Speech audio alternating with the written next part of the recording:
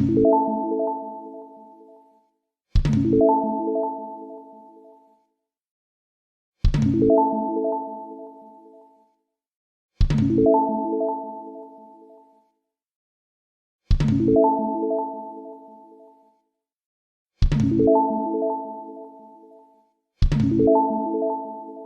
My dear friends, जैसे कि आप लोग टैली सीख रहे हैं, बिल्कुल बेसिक से मैंने इसमें स्टार्ट किया है।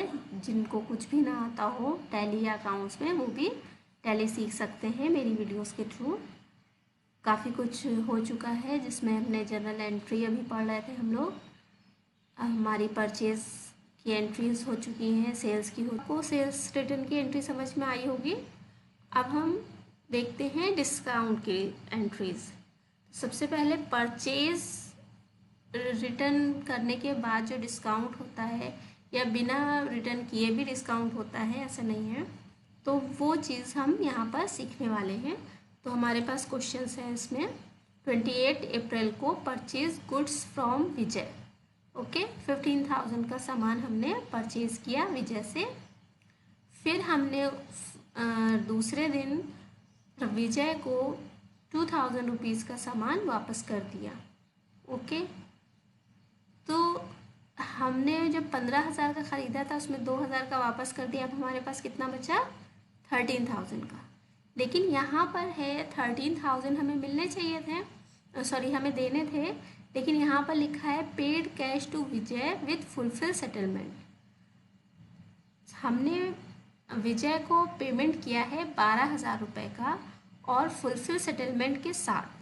फुलफिल सेटलमेंट का मीन्स होता है कि अब इस पर्सन से जिसके साथ हम फुलफिल सेटलमेंट कर रहे हैं, इससे ना हमें कुछ लेना है और ना आगे इसको कुछ देना है, यानी कि हमारा अकाउंट सेटल हो चुका है।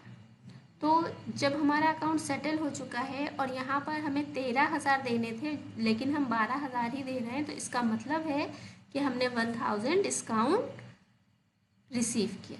ठीक है, तो जब हम डिस्काउंट रिसीव करते हैं, अगर इसमें लिखा हुआ है 1,000 रिसीव, तो भी हम रिसीव में ही डालेंगे, और अगर नहीं लिखा है फिर भी हम उसे डिस्काउंट ही मानेंगे। ओके, तो हम इसको कैसे सॉल्व करेंगे? फर्स्ट तो हमें पता है उधार क्रेडिट परचेज की एंट्री है, तो परचेज अकाउंट डेबिट टू विजय। इससे पहले मैं क्रेडिट परचेज की एंट्रीज करा चुकी हूँ, अगर आपने ना देखी हो तो आई बटन पे लिंक मिल जाएगा आपको। नेक्स्ट है रिटर्न गुड्स टू विजय। विजय को हमने क्या किया है? रिटर्न किया है सामान, तो Vijay debit to purchase return. Purchase जब हुई थी तो सामान हमारे पास आया था, और जब रिटर्न हुई है तो सामान हमारे पास से गया है, इसलिए टू यानी कि क्रेडिट में होगा। ठीक है, Vijay debit 2,000 to purchase return 2,000। Okay, next है हमारा last paid cash to Vijay with fulfil settlement. तो पेड कर रहे हैं कैश, तो टू कैश। ठीक है, और किसको कर रहे हैं? विजय को कर रहे हैं। नेक्स्ट है हमारा डिस्काउंट रिसीव्ड। ठीक है, तो विजय को हमें कितना पेमेंट करना था? 15,000 में से 2,000 माइनस किए थे, तो कितना आया था? 13,000। 13,000 हमें विजय को पेमेंट करना था, इसलिए यहाँ पर विजय अकाउंट डेबिट टू 13,000 लिखा हुआ है। इसके नीचे है कैश। हमने दिया कितना है कैश? ओनली 12,000, इसलिए यहाँ पर 12,000 लिखा हुआ है।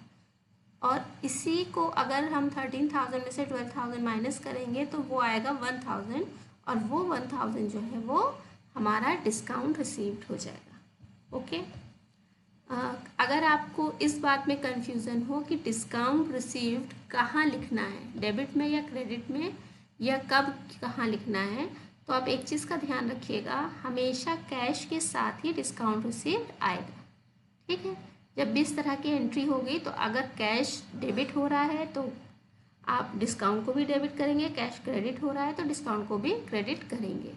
या फिर ये याद रख सकते हैं कि परचेज रिटर्न में हमेशा कैश क्रेडिट होगा, यानी कि जब हम पेड कर रहे होंगे किसी को तो कैश क्रेडिट होगा, हमारे पास से जा रहा होगा, और इसलिए डिस्काउंट रिसीव भी टू में ही लिखा जाएगा।